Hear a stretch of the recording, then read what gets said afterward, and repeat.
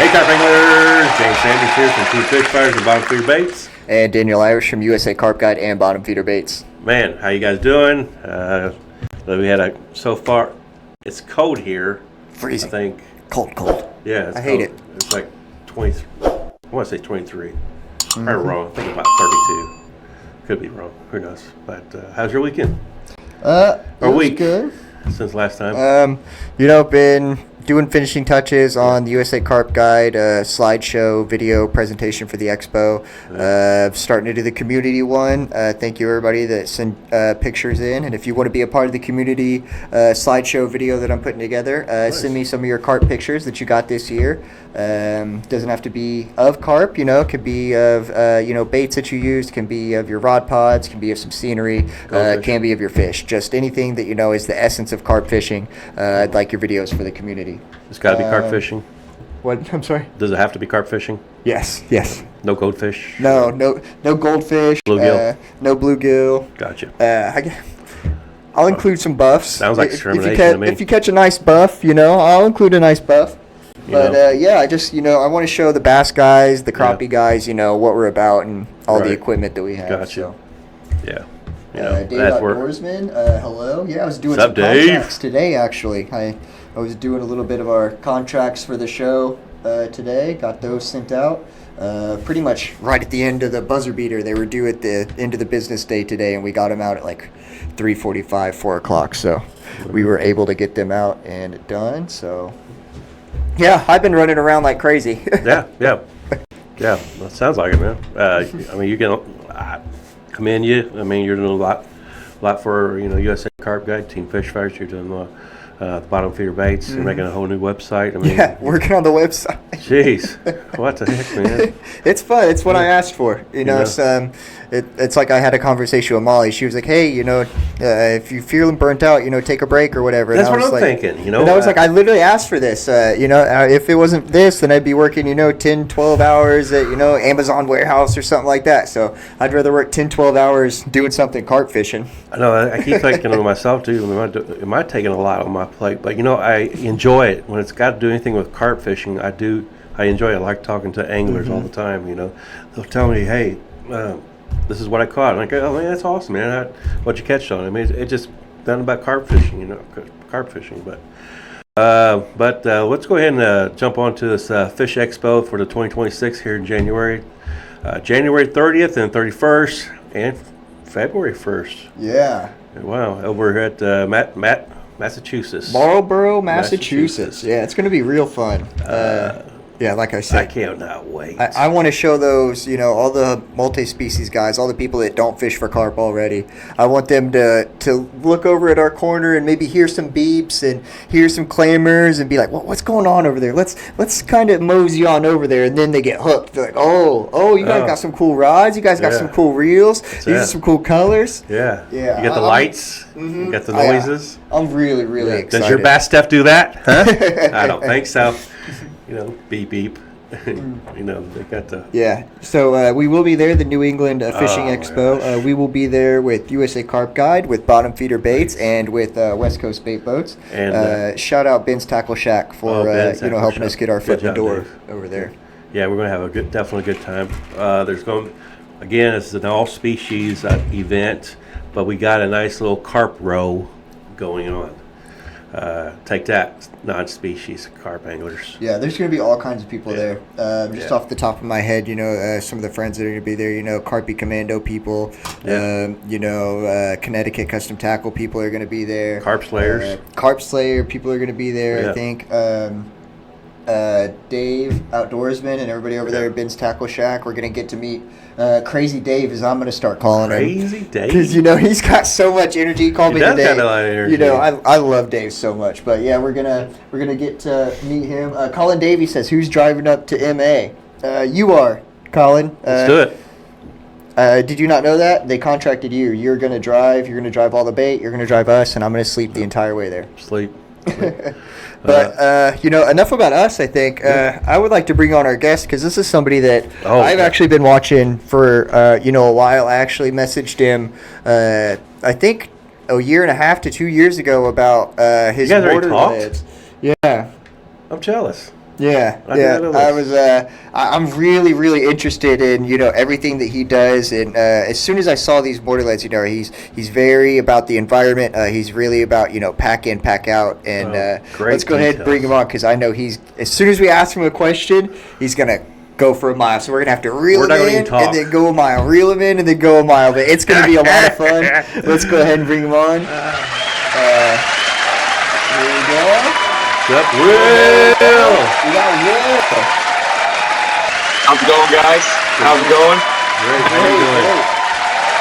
Good. I just had a little brief delay there, so I don't know if I was a little slow to the punch there, but hopefully I'm on live now. You're good. No, you are good. You are good. Well, excellent. Will, definitely want to appreciate you coming to our show. Thank you very much, taking your time. Your YouTube channel, wow, it's on fire, brother. I'm amazed with all the videos that you have and your subscribers that's going. But I was kind of curious, wow, he's got if I'm not mistaken, 250 maybe videos. And something like that. Well, a lot of shorts in there, but there's a good smattering of long forms in there for sure. But your subscribers, videos. 203 videos. Yeah, 250. And your subscribers is up there, and I'm like, 2.78. And I'm like, man, how's this guy doing? And so I'm watching a lot of these videos of you, and I'm like, oh, that's how he's such great details, the way you your performance that you do in these videos, and the carp that you catch. I mean, great stuff. You definitely did a great job on your videos. Very impressed. Very, very good job. Yeah. Appreciate that, guys. Appreciate it. Your videos are actually some of the ones that that I watch on the bank when I'm blanking by myself. I watched your bachelor party social. That was a great one to watch. I really like your underwater videos. So what made you say, all right, I'm going to start making some underwater content? Well, it started with Galen of ONT Carping, and I give a big shout out to Galen. He's a close friend of mine, and we're partners in crime with Team Palatrax in the UK, where the Team Canada leads. And Galen started it back in during COVID time, 2020, 2021. He started bringing his underwater cameras down there and setting up in front of them, and just gave us a whole new perspective, right? And obviously we were inspired by seeing underfishing and the Corda underwater videos, and even further back, going back to some of the anglers that we watched on Saturday mornings there, Bob Azumi with the fisheye view, and there were other guys back in those days that were also showcasing fish behavior, which was something that was very fascinating to me, because when you have theories and then you can actually see them put into practice, and basically leave the pants down, so to speak, and really expose whether or not your rig is actually working the way that you intended.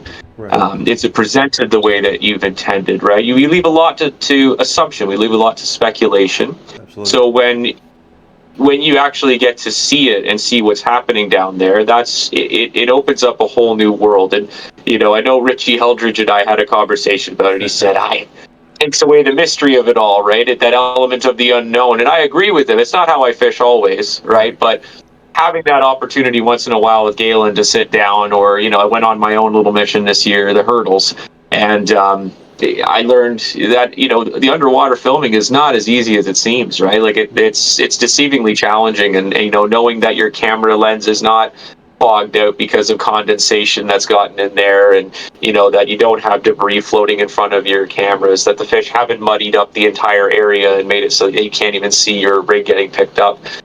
There's a lot to consider there, right? So in the end of that video that I shot for 2025, the hurdles, getting that take in perfectly gin clear water and seeing everything happening, that was just such a special moment after pursuing that for as many months as I did, right? Trying to get that perfect shot and trying to get that fish to take and cooperate. But yeah, Galen Galen inspired me to go on that mission. And I mean, obviously for him and I, when we did our shot on the hook variation, the whip shot video, that was an example of, you know, when we put our minds together, his ability with setting up underwater videography and my knowledge of rigs and my understanding of that particular swim. I had a confidence that I was going to catch, but I had no idea that 4 out of the 5 interactions were going to be nailed, right? I didn't have many false indications, and it was good to see, right? And it just sort of solidifies in my mind that I think I'm starting to figure out, and I might know what I'm doing, you know. So that feels good. So what? Yeah, I was just say. So what's that feeling like? You know, as we watch other, you know, underwater films like Corda and things like that. Right. We watch Danny Fairbrass, you know, throw out a rig that he says, "I am 1,000% confident of this rig," you know, and it gets picked up and picked up and picked up, and he had like a 2 out of 5 pickup rate. You know, and then you do it, you know, and you go out there with the rig, you know, just like he is confident, and you say, I'm 1,000% confident. And then, you know, you see your pickup rates, you know, they're, you know, higher than his. Not saying, you know, oh, better angler or anything like that. I'm just saying, what did that do for the confidence of your rig to see, okay, most of the time that it's getting picked up, I am getting a fish? I think, you know, I humble myself all the time knowing that the fish behavior is the biggest determining factor of whether or not a rig will be successful. There'll be a time where it won't matter what you're throwing out there, right? There will be a time where you can throw a bare hook on that bottom, and if they're having that and they're churning up all of that, you know, dirt and whatnot, if the rig mechanics are right, it would pick up a fish. It's you know, when fish get into that sort of mentality and they're competitively feeding, that's when your bone stock standard hair rigs, even without, you know, any sort of aligners or any sort of shrink tubing, that they'll still come into their own, because those fish are feeding so aggressively and they're coming in and out of the spot, they're darting through, and it's those moments where the bolt rig becomes super effective too, right? Because those fish are there, they pick up, bang, they're nailed, right? They've straightened out the hook link, they get pricked, and it's not like when you're observing fish feeding really slowly. Right, when you're watching them be selective. And so for me, I think what I took away from that wasn't I'm the greatest carp fisherman in the world and I'm better than Danny Fairbrass and all these other guys that have gotten in there. Instead, I just went, you know, in that particular video, the one with Galen, the Beneath the Surface video, it was just so it proved to me that rig was going to work when the bite was really slow. Right, and it was going to be a rig that when it had an interaction, I can be fairly confident that when it's being picked up, it's resulting in a fish. And so that in itself, you know, kind of eases one's mind when they cast that rig out there. And as long as you know the bottom composition you're fishing, which that rig does really well in, you know, basically light gravel, sand. It doesn't do well in heavy weeds. But you know, it does well in fairly clear bottoms, and if you get that fish to pick up that rig, it's most likely going to result in a bite. So that feels really good. It really helps you build that confidence and remove a few questions from your mind, right? It really does ease the mood. Yeah, I like what you're saying, you know, about that's that rig for when they're feeding aggressively like that. You know, too many people get with one rig, even myself, you know, with a single pop-up. That's my go-to. You know, I love throwing a single pop-up, you know, on a German rig. So I tend to throw that, you know, most of the year, even in conditions where I really shouldn't be. And then I'm going, oh, yeah, well, they just weren't there that day or things like that, where if I would have actually taken a second, taken a step back and observed and said, okay, the fish are doing XYZ. What is the best rig for this moment? You know, I think that's what some of the higher tier carp anglers actually do. Instead of having their one go-to jack of all trade rigs, they have, you know, 3 or 4 kind of rigs with different hook baits that they like to use for different scenarios for what the fish are telling them to use. So I really like that you hit that right on the head, and it seems like that is your go-to. We were talking a little bit, you know, about your process, you know, that you do, and about what was it, removing your unknowns or something like that? What was it? What was the exact wording that you? Yeah. So I just recently wrote an article for Catch More Fish magazine, which is out of the UK, sort of overseen by Palatrax. And it was the method that I use. It's quite lengthy if I describe it entirely, but I call it my rate method. So it's like how I rate a swim, how I rate a rig, how I rate everything. And so it really ties back into the Socratic method of thinking and the sort of the scientific method, where the first thing I do is I reduce or remove assumptions. Yes. And what that starts out with, let's say we're talking about a new swim. I approach that swim, and let's say I've been looking at it on Google Maps. I've been looking at it on Navionics, looking at bathymetric charts. I will remove the assumption immediately that photo that I'm looking at from Google is going to represent what that spot looks like when I will get down there, right? For all I know, trees have fallen over due to an ice storm or due to a windstorm, and now suddenly that entire bay is completely choked out with sticks and debris. It may be weedier than when that photo was taken as well, right? So I'm going to approach that swim with the ease of mind that it looks like a point of interest, at least when this picture was taken.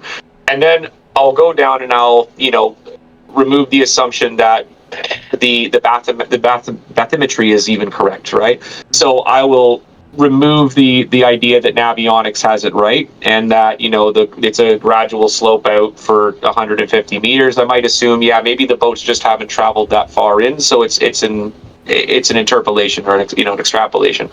So then I will go to the spot and I'll assess the situation. That's the A. So R is reduce assumption, A is assess. So this means I will bring out my weights.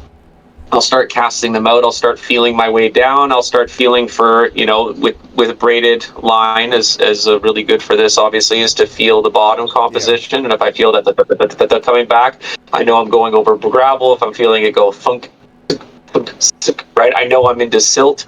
And if I'm pulling and I can feel that it's, a lot of resistance, I know I'm into weeds, right? So with that alone, I'm assessing my bottom composition. And another thing I'm going to do is I'm just going to stand there and I'm going to watch for a while.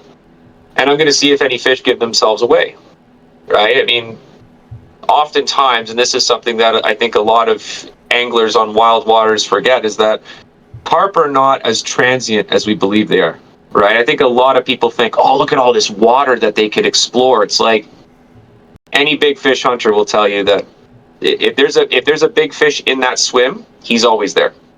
Right? Or she's always there, because they're opportunistic, right? And they get to a point where they're couch potatoes and they're not going to move very far. Really? They're going to seek have near an area where there's some deeper water within half a kilometer, I guess about a quarter mile away or whatever, right? Yeah. And so when you think about that, you think, okay, they need some cover, they need some feeding areas, they need, a spawning area potentially. So you just find a spot that checks all those boxes, all within a nice little radius, and you find a spot amongst that. You're probably going to find a few big fish. Mm-hmm. And I've learned that through this rate method. So then after you've assessed the situation, you've kind of made observations, you've been able to determine, okay, yeah, it looks like it's fairly clear out there. I've got a weed patch off over here. I've got it's a little shoal over here. Now I'm going to test a theory, right? So that's your T for rate.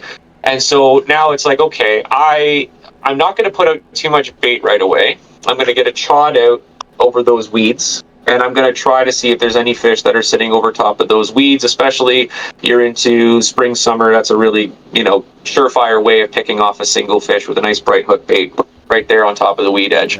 And then here at the shoal, I'm gonna try to put a little bit of bait just on the drop there, just as that shoal kind of comes down, because that's going to be a point of interest. Fish are going to go over that shoal. There's going to be naturals there. There's going to be all kinds of things around that shoal. So let's put a little bit of bait there.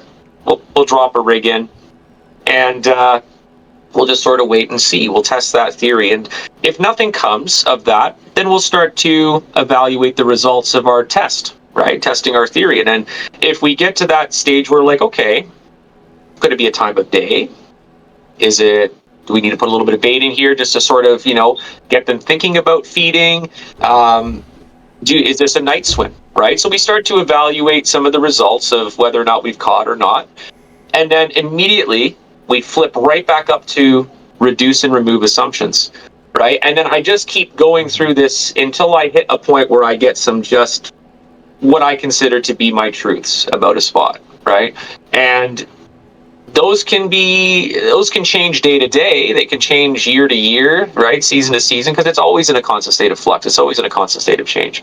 Right. So, this process has served me really, really well, and it's something that I think a lot of people could benefit from, particularly new anglers, because I think a lot of people focus on the wrong things, and the answers are often right there in front of them, but they can't see the forest for the trees. Right, and they're not looking quite deep enough. So, the rate method is what we're talking about here, Dan. And I love it. Is there anything in particular about that you'd like to sort of hear some examples of, or? We have some questions. People are loving you. First of all, they're saying we have Paul Metz in here. He's saying people better be listening to this guy. Colin Davies, if you know him, he's saying, you're all smart as hell. You know what you're talking about. He says you're smart for a Canadian. Oh my gosh, you guys giving him a big head. Colin is our resident Brit in the States over here. So, but we have some people. Paul Metz would like to know, when you are fishing, do you use flavor, either in your pack bait or, in your attractants? And if you do, what flavor do you use the most? Good question. So, one thing I can say with all the years of experience I've had with angling, with carp fishing, as well as just in angling in general, is the majority of flavorings and the majority of additives are there to catch the angler and not the fish. Mm-hmm. So, it might break somebody's heart to know that banoffee flavor and pineapple supremes and all of this, like a lot of what you're smelling there, the fragrance, is not actually being detected by the fish at all. See, that's what I was thinking. Right? And the fish's olfactory system is completely different than our own, right? They're tasting and smelling through a different medium than we are, right? And so the things that I've learned and the things that I've applied, I was a university student, right? It was ramen noodles or laundry some weeks, and sometimes we had to pick up a couple extra cans of corn, so I did neither, right? But the thing I learned very quickly was that there are some very key things that you could be looking for when it comes to attracting carp, and a big focus is amino acids, and and making sure that you have something that has the amino acids, the sugars and such, because that provides immediate foraging reward. And then you couple that with making sure that you've got some fibers in there, some proteins, carbohydrates, etc., etc. Have something that's nice and well-rounded. And there's some oils that can be really, really productive, but you have to pay attention to your water temperature with regards to your oils. So caspasum, for example, is really good in cold water, which is your chili oils and your chili attractants. And moving into the summer months, sweetness and citrusy flavors are often very, very good as well, citric acid. So for me, Paul, I have basically an all year round that I bait with, and it's a combination of pineapple and spicy.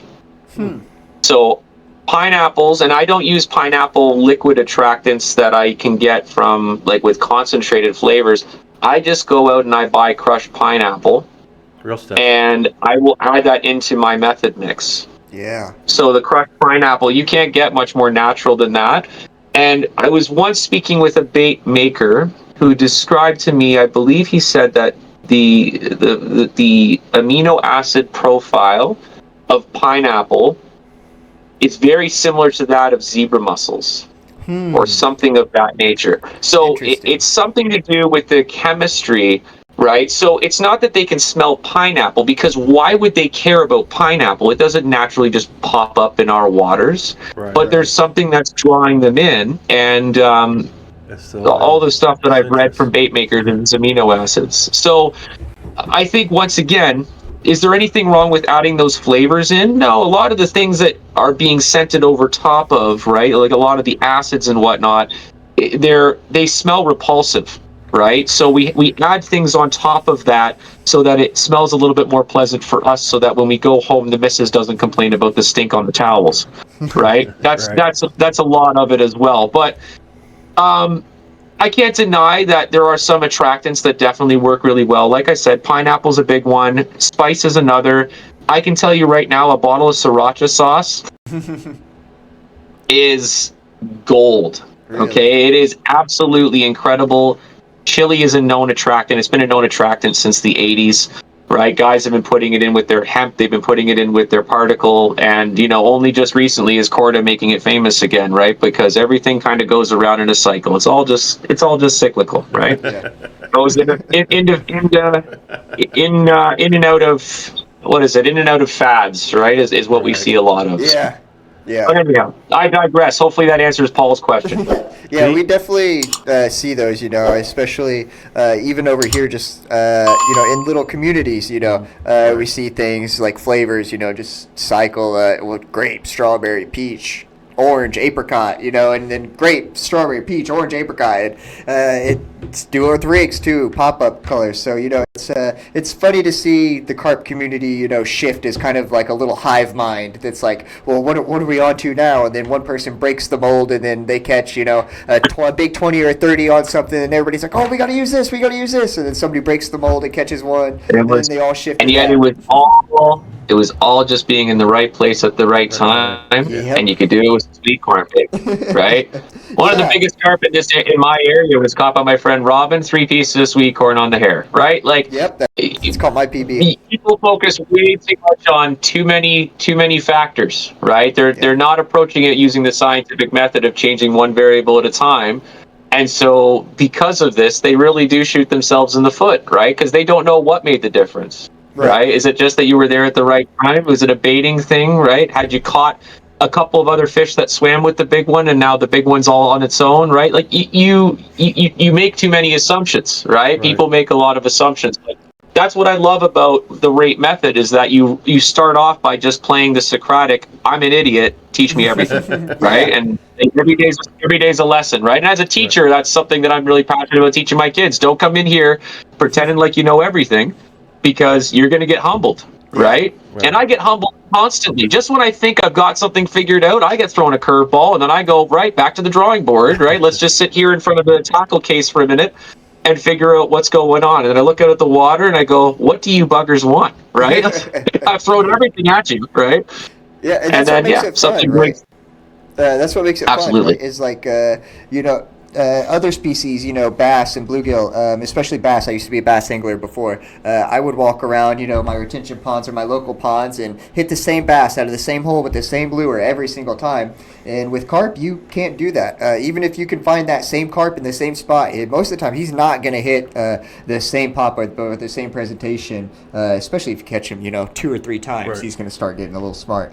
I've had many recaptures, and between me and my friends, we've got a couple of really respected fish up in this area that have been recaptured and whatnot, but scarcely is it recaptured on the same presentation. Is it caught on the same bait? Like, we often see that maybe it got caught on particle one time, it gets nailed with a pop-up another time, nailed with a snowman another time, right? And it's just kind of like, it's like it's learning, but it still doesn't know what a hook looks like yet, right? It's not quite there. Fun.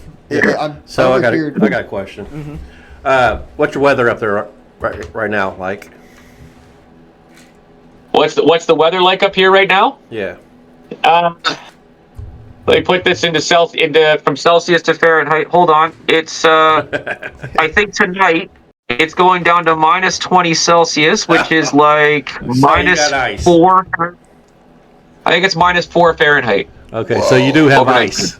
Do you do ice fishing? Yeah. Carp fishing? No, I do not ice fish. And I'll get it once a year. Yeah. And it's like my friends usually have to drag me. I always joke with my buddies, if I wanted to sit in a tiny little space and watch a bunch of guys try to hook up, I would just go to the pub, right? So it's not the same for me. Ice fishing for carp has always been something that I thought that would be interesting, but up my way, we have some vast waterways. Yeah.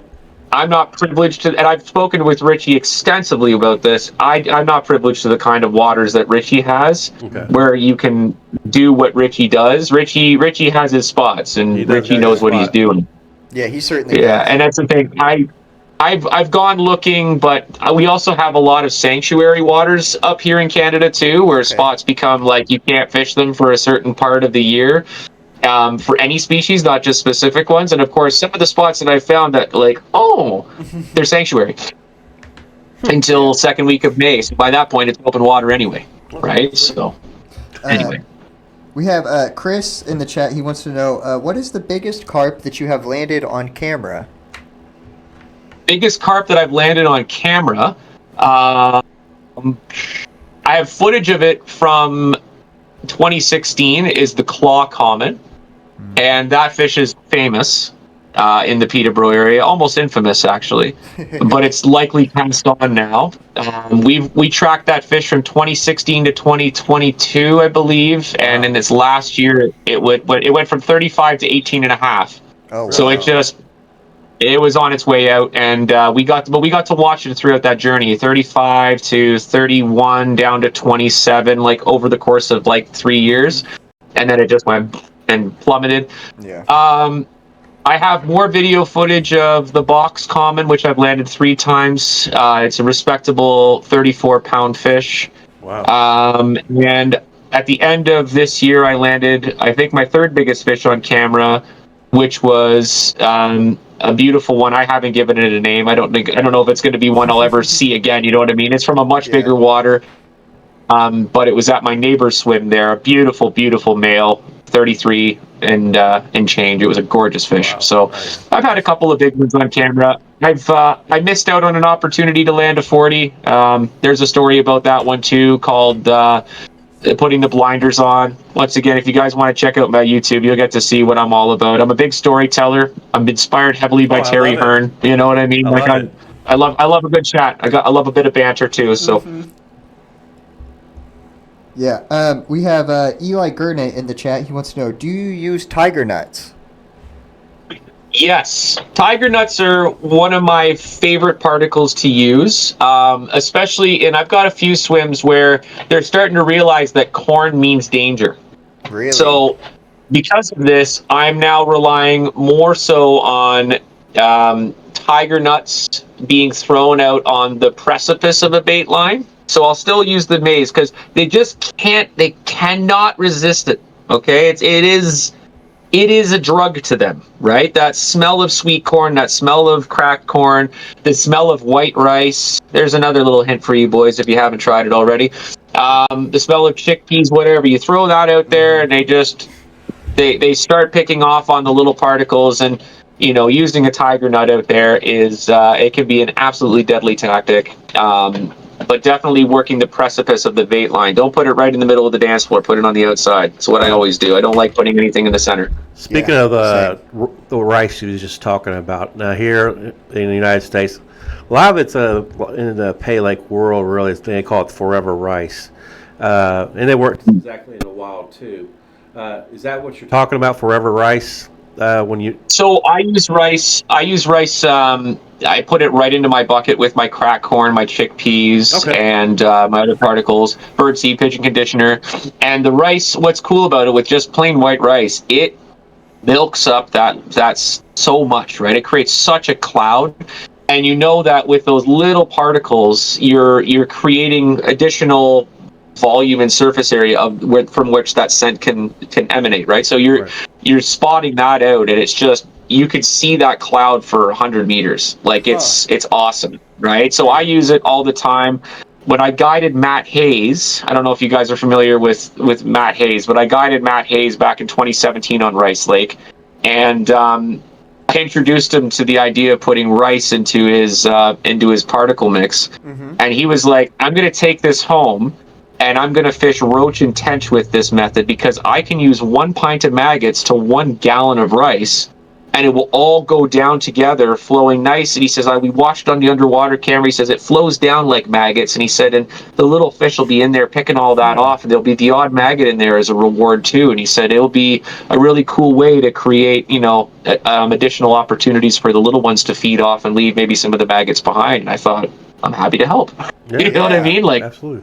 That's a nice little way to do it. And yeah, definitely it's easy, right? You throw that in with your corn and your cracked corn, your chickpeas, pigeon conditioner, get it in a cooler, throw in some hot water, leave it for 24 hours, bing, bang, boom, Bob's your uncle, throw some pineapple in that, throw some spice in that, good to go, send it. Okay, so that's what you're putting the rice in with everything else and then adding hot water and then letting it sit for about 24 hours. Yeah, 24 hours. You want to make sure that particle's nice and soft, and putting it in a cooler is a really great idea because it helps it to really soak in and it doesn't lose the heat very quickly. So especially if I'm using light particles, if I've got big chunks of corn and stuff in there, like I will boil that for an additional 30 minutes. But like you can get away with, putting in like maples, and you can put in different seeds and leave them overnight in boiling hot water. And that's enough to inflate them enough to make them safe. And if you feel like that's not enough, you can always take it out and then throw it in the pot, leave it for half an hour. Pressure cooker works great for that too, and it'll make sure that it's all nice and soft and squishy. If you could squish it with your fingers or like between your nails, it's safe enough. The fish's pharyngeal teeth will crush that, and it won't be an issue. Clifford Honeycutt would like to know, what camera system do you use for your underwater footage? So with the video with Galen, that was shot with a Markham Quest HD. I think it was a Quest 5, could be wrong. And so it's like a nice fishing camera that he is mounted to essentially a patio stone that he swims out and drops on the bottom, so it's nice and stable, doesn't get knocked around. Right. For me, I was snorkeling out, or I had a pole with a hook on it. I was just using an action camera on a rock and just letting that sink down into the water. So you can imagine his method, live streaming, pretty great. You could tell when you're not on the spot. My method, I was wasting quite a bit of film during that hurdles video, just realizing that I was out of frame, just realizing that, the camera ran out of battery before I actually managed to get the take, so on and so forth, right? Debris drifted in. Once again, go watch that video. You'll learn about everything that could possibly go wrong because, is that Murphy's Law? I think that's Murphy's Law, isn't it? I think if it can go wrong, it will go wrong. I can only imagine, trying to place a camera underwater because, I've tried to make videos myself, and just trying to show myself fighting a fish, and getting that in the right angle and getting myself in frame while netting and fighting a fish, I feel like is hard. So I can't even imagine, as you're trying to put a camera underwater, you're... Oh, great work. Really hard work. It's a mighty big challenge, let me tell you. We are closing into the last 15 minutes, so there are a couple things I want to make sure that we talk about. First off, I want to talk about your guide service that you guys are doing in 2026. Let's talk about that because I'm excited about that. I saw your trailer, I saw your hype video for that. So tell the people about what's going on there. Well, I've been running a guide service since, it's actually been a decade now. I've been running my guide service, but I took a bit of a hiatus. And when I did, it was because I had become a father.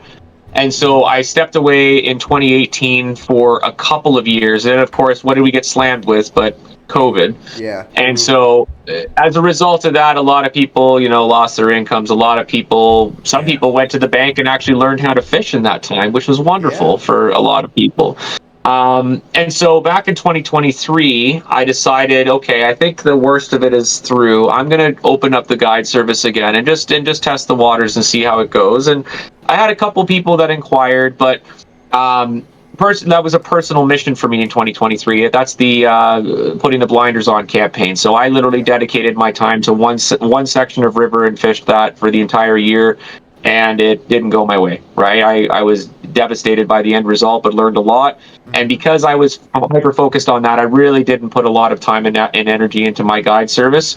So 2024 and last year were much better. I've had a lot more inquiries, and I'm offering tutorial services to people that are already equipped fully with carp gear and just want to learn, okay, how do I fish a chod rig, right?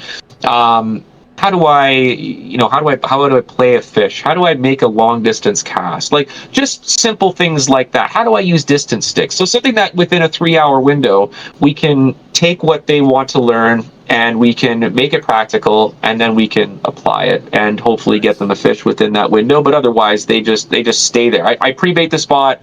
We show up. I give instruction. They fish. If we don't catch in those 3 hours, big deal. I leave, and they just stay there. Right. Awesome. So they pay for that little bit of knowledge, and usually I'm pretty good. If you message me and ask me a question, I'm still going to answer for you, right? Because you've been taking the upper service and not just asking for a spot. I also offer pre-baiting services. I'll sit on a spot and squat on it till they show up, and then I'll leave them the rest of a bucket, and then toodaloo, bye-bye, right? Enjoy. See you later. I rent out, of course, my gear too. I've got plenty of it. I got too much of it, right? Just more stuff coming as we speak. And then I offer full guiding packages as well for people who have no gear, people that are, fresh in the sport. And honestly, this is my favorite thing to do, is introduce people to the sport or reintroduce people to the sport. I've had a number of expats that are here in Canada that they're nearing retirement, and so they're looking for something to do. And some of them, they knew the carp were here, but didn't really know how to get started. And so they see my guide service and they say, before I go diving in again, and I'd like to know, how you approach them here and so on and so forth. And then they come out and they get the full guided experience. And I've had a number of people that, they say, we're looking forward to trying this again. I want to pick your brain on the tutorial. I'm going to go and buy some gear, but I want to come back and, learn how you guys fish the rivers, because I never fished rivers in the UK, only fished lakes and stuff, right? So it's wonderful. And then I bring out families, and I mean, bringing out families is such a special thing to me. Once again, I'm a father, I've got my kids, and then I'm a teacher as well. And there's just something about seeing that aha moment in a kid's eyes when they're inspired, right? When you've got them and it's corny, but you got them hooked, right? Like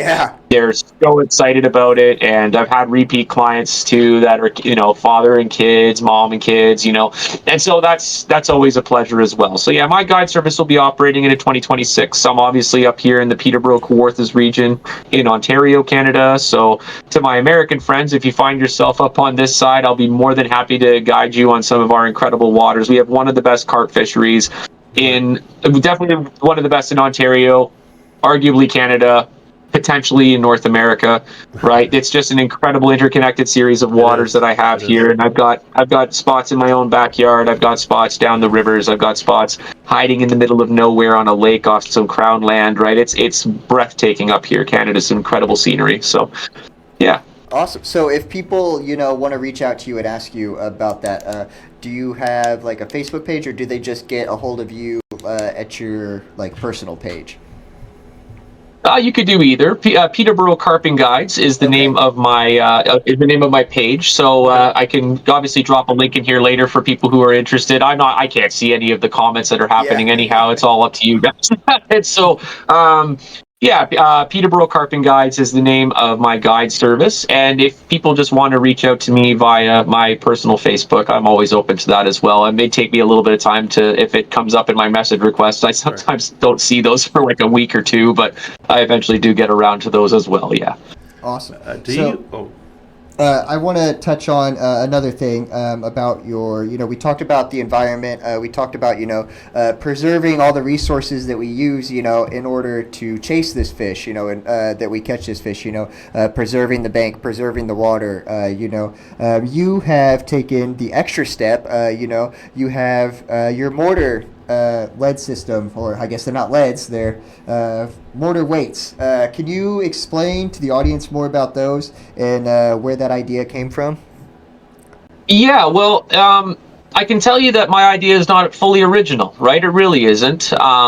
Nutribaits and Econcretes teamed up a couple years back, and there was, I think it's E&K or D&K weights as well, forgive me, out of the Netherlands. And what inspired it was I was reading these things online, right, about the Netherlands is to ban lead in most of their canal systems. And, I was listening to all of this and I'm going, very interesting, very interesting. And of course, this was all happening in 2023 when I was on that campaign, putting the blinders on. And I spent a lot of time behind quiet rods in that campaign. I was looking for one fish and I never found it. But I spend many, many hours listening to the birds chirping, and so I'd be on my phone, doom scrolling, right? And I'm reading all of this, and I'm realizing, I'm thinking, lead's a neurotoxin. Yeah. Why are we throwing lead in the water? Yeah.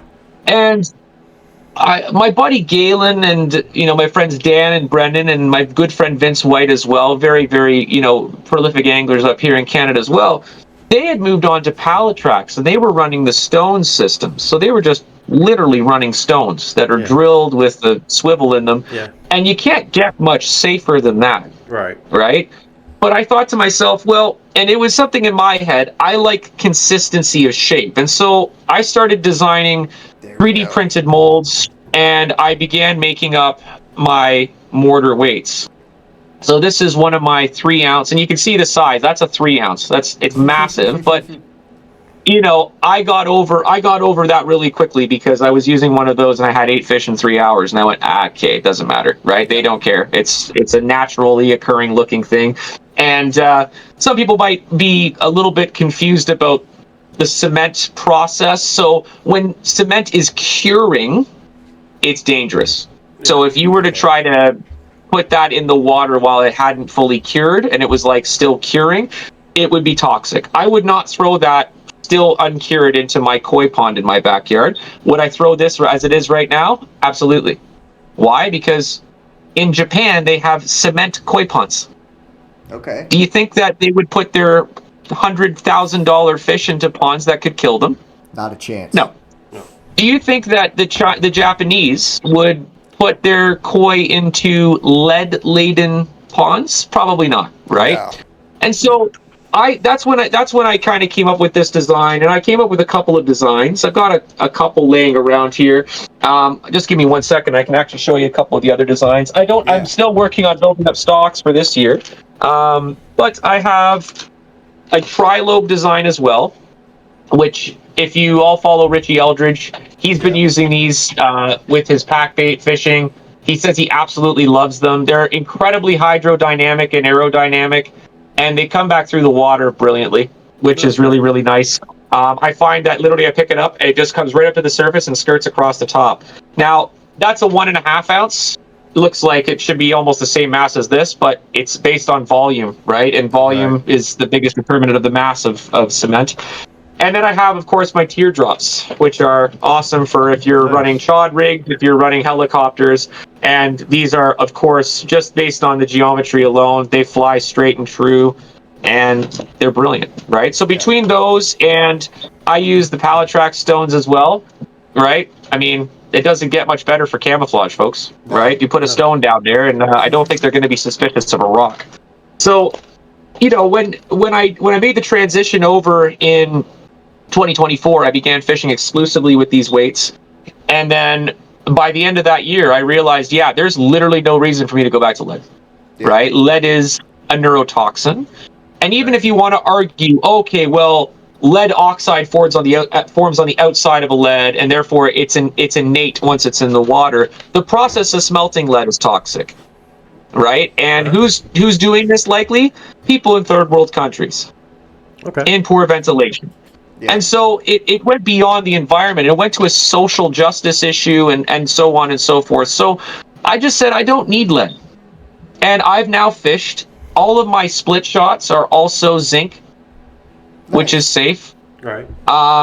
And there's literally no reason for me to have a lead weight. I don't have lead core anymore. Lead core weight leaders have disappeared out of my fishing entirely as well. Awesome. Yeah. And I just feel like it's a call to action, right? Obviously, with our big wild waters, we're not seeing the same problems, or we are not going to see the same problems in the time that it will likely happen in a lot of these waters in Europe and the UK. But we're seeing that they're slowly making a lead ban across EU.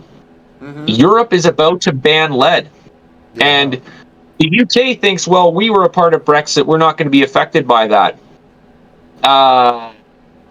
I want you guys to pay very close attention over the next couple of years how many tackle companies are bringing out non-toxic alternatives to keep up, because the European market is actually driving, the angling scene, not just Britain. right? And soon enough, to stay afloat, they're going to have to bring out non-toxic alternatives. A lot of these big names are going to have to do it, because if they don't, they're not going to make it. Yeah, I So know. I won't be surprised. Yeah, well, we have people on the boat, at Dale Hollow. We don't like people to drop any leads, and that's a huge reservoir. And even then, if we think, we dropped 1 or 2 leads, that's 1 or 2 leads that's sitting there, like you say, it's releasing, neurotoxin into our swim. We hate that. We do not want that. So I really. We know it kills swans, right? That's why they got rid of the lead shot for bird hunting, right? Because the birds, even if it didn't kill them, it got into their bloodstream, or they ate it, and it got into their system, and it was killing birds. We banned that in the 80s, and then we tried to ban lead weights entirely up here in Canada around the same time, and then it didn't work. So they just regressed back to, okay, lead can be used again. But that's when people started experimenting with bismuth and the zinc weights and stuff, and it's still out there. People are still doing it, but yeah, unfortunately, it is something that I still have to convince people that that's not as cumbersome as it looks. Yeah. But it is what it is. And it's fine. It's a hill I'll die on, right? And I don't need everybody to follow me. It's just I know that what I'm doing is right. So that's why I do it. Yeah, that's what matters, and I really like that. I do have some more questions from the chat. They've asked these questions specifically a couple times, so I got to make sure that I get them into you. Have you ever fished Dale Hollow, and have you ever fished the St. Lawrence River? I have never had the pleasure of fishing Dale Hollow. I had the closest I've come to fishing Dale Hollow is talking to the Pass brothers on the phone while they were fishing Dale Hollow, absolutely dangling it with Carl. But that's the closest I've ever come. I'm close friends with Austin and Brendan. Awesome. But They're good yeah, people. unfortunately, I've never had the pleasure of fishing Dale Hollow. One day I will, but with 3 kids, I don't have much money or time, right? Yeah. Which is that's life. That's the life, to have the kids, right? So yeah, maybe one day. But I have fished the St. Lawrence, and it is a temperamental water. That is, I've only landed 1 fish in 3 trips to the St. Lawrence with the Canadian Carp Society during the social. Now, granted, when we're going, it's about the social, and when we're going, it's not like everybody else is catching and I'm not. We had, I think, like 24 anglers back in the fall, and there was only 11 fish caught over the course of 72 hours. It's St. Lawrence can be a really temperamental water that you could sit there for 3 or 4 days blanking, and then all of a sudden 1,000 fish show up. It's such a vast system, and the fish turn on and turn off. They move into the weed edges, right? They could be literally rolling on top of you, and you could watch them crash on top of you, and they will not take your bait, right? We had that one morning, which was so interesting. All of us were sitting out there drinking coffee. We had a line of carp rolling, and we were all on it, right? And not a single one of our rods went. We were flabbergasted. We were like, what is happening out there, right? Are they just mocking us at this point? But I have fished the St. Lawrence, incredibly temperamental, and maybe one day Dale Hollow. That's one of the bucket lists for sure. Yeah. For sure. Well, we've had a little bit of a conversation beforehand. If you ever want to get out to Dale Hollow, please let me know. Please, I will bait a swim for you. I'll get everything prepared for you. Please let me know. You won't do that for me. Yeah, right. I told you. Colin Davies, he wants to know, what got you into carp fishing? Oh man, Colin, what a question. I'll try to make this quick. So, ever since I was a young lad, and I could carry something in my hand and not fall flat on my face, I've been an angler. Yeah. And I can tell you there were 3 instances where carp crossed my radar before I caught my first. The first was the first time that I encountered a carp. I was very, very young, and the neighbors directly beside me, a couple of good old boys, stuck that rod right in between the dock panels, put some corn out, little bell on the end of it, and they caught a carp. It was like 5 or 6 pounds. It wasn't a big one, but I saw it and I thought, that's bigger than any of the fish I'm catching off the dock, and I was amazed by it. But then my dad was just like, it's just a carp. Yeah. Right? And so the second time, I was probably about 10 years old, and we were out on the pontoon boat on the same lake, that is, and we saw probably a 25 pound carp. Now I know roughly how big it is. Like, I thought it was a freaking shark at the time, but it went across the top of the sandbar. And my dad had some woolly bugger flies was in his trout kit, but he always has his kit all together in his massive, like, blackwing eagle claw freaking stupid tackle box. So he had everything in there. So he tries to put on a woolly bugger under a float to try to, like, control it back across and to get the distance on it. Didn't bite, but once again my dad says, it's just a carp. Right. And then the last time I was about 12 years of age, and actually there is another time in between there, but that's not as important, but this one is important. I was down at Little Lake Marina in Peterborough, right in the heart of Peterborough, and I was about 12 years of age. Carp came out from the weeds, picked up my worm, and took off. Like, just bolted with it. And it was out of nowhere. I was just perch, sunfish, whatever. Picked up, took off, snapped me instantly. Like, I was using 6 pound mono, and I did not have my drag set because I still didn't know how to work a drag at that point. Fast forward to, I'm now 20 years of age. I've had some experience trout fishing. I've had some experience playing some big fish like salmon as well on, noodle rods and such. And I look out to the point from that same marina. Now I'm in university. I'm standing at the same marina looking out at a point. And there's this guy. His name's John Belanger. His nickname's the Macaroni Man because he used KD Craft Inner Powder in his method mix. So he got known as the Macaroni Man. And I watched as he landed a 23 pound carp, and he was such a friendly guy, this John Belanger, and may he rest in peace. He passed on from cancer, from what I understand, around the time of COVID. So he was a good man, and he took me under his wing, and he told me all about carp fishing and how this was such a big thing for the Brits. And he told me that this is what he does now since his wife had passed on, and this is what he comes and he does, and it brings him a little closer. And I thought, what a beautiful story. And then I watched him land a 23 pounder, and he told me, go out and get a can of corn. Go throw it in at the marina here at nighttime because they'll let you fish in there at nighttime because the boats aren't around and people don't care. And I went, okay, sounds good. And at that same marina where I lost the very first carp I hooked into at 12, there I was at 20. And I landed my first carp at 18 pounds at about 1 o'clock in the morning. Wow. And that was it. That was it, Colin. After that moment, I changed everything. Yeah. Everything changed, right? I deep dived into carp fishing that winter, and by the time I came into 2014, I had a lot more knowledge than I had that night in 2013. So here I am coming into my 13th year a carp angler, and I say a carp angler because I'd say probably 2014 I was a carper. I was ready. I was determined, right? So I hope that satisfies you, Colin. Like I said, I'm a storyteller. That's a good one. Yeah, I've loved having you on the show. You got any more questions? No, man, I'm great, man. I was just saying, I loved having you on. I would love for you to come back on our show again. Yes. In the future, if you don't mind. It would be an absolute pleasure, guys. This is what I live and breathe, right? And any opportunity I can to talk about this passion when it's bloody cold outside, I'm happy to be here. Awesome. Yeah, I think I'll be if I have any hookups or if I want to run anything by you, I think I'll be messaging you quite a bit this spring. Asking you about what do you think. I got fish showing over here, but what about over here? I'm going to be asking you all kinds of questions. You're going to be added to the list of people that I bounce questions off, if that's okay with you. The mentor list. Yeah. It is an honor to be on that list. Nice. We have Richie Eldridge in the chat. He says, keep up the good work, Will. Nothing but love for the mortar range. Yeah. Keep up the work yourself, Richie. We all see what you're doing, man. Both of you guys. Yeah, love seeing you out there. Love seeing you. You, sir, are a hero, Richie. We love you, man. Yeah, that's... I was looking for the words. That's it. Yeah, you truly are a hero, brother. Love seeing you out there. The Iceman. You inspire all kinds of people, and I don't know if you do, but you definitely inspire all of us. Colin Davies said that's when the addiction started.